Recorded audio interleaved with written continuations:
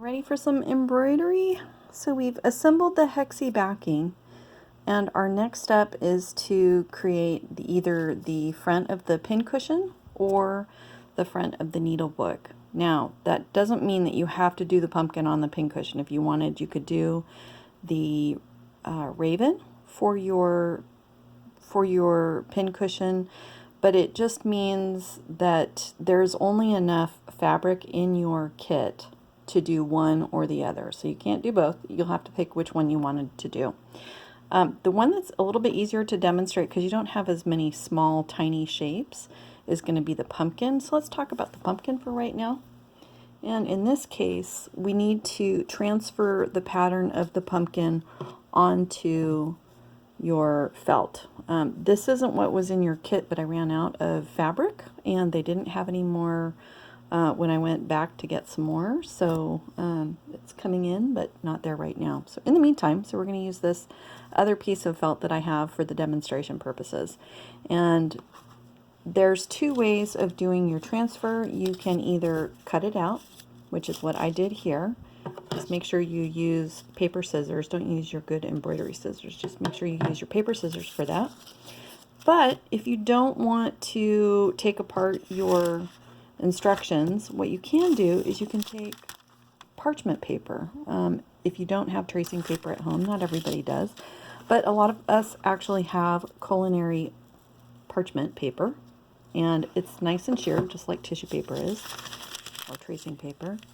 And you're just going to lay it over your pattern and take your pencil, go ahead and draw your pieces out, and then you would cut this out as well, like so. Okay.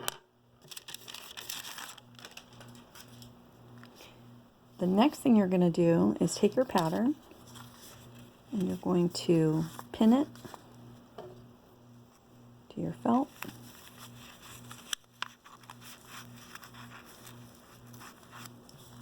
If you want, you can take a few more pins. Just make sure it's thoroughly pinned into your felt. And then you're going to go ahead and cut your pieces out.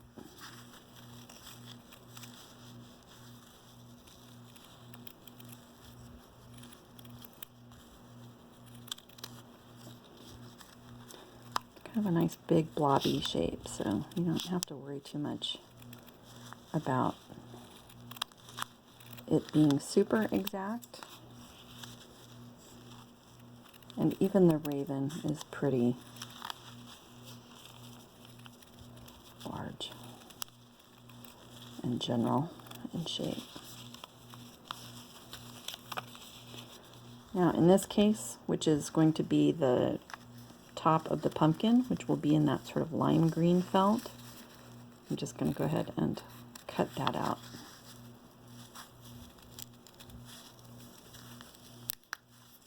Okay, so there's that. And I might just trim off a little bit. Just come over here, trim that. Pumpkins are always a little round on the bottom. So come over and do that. Give it some nice rounded edges. Okay, there it is.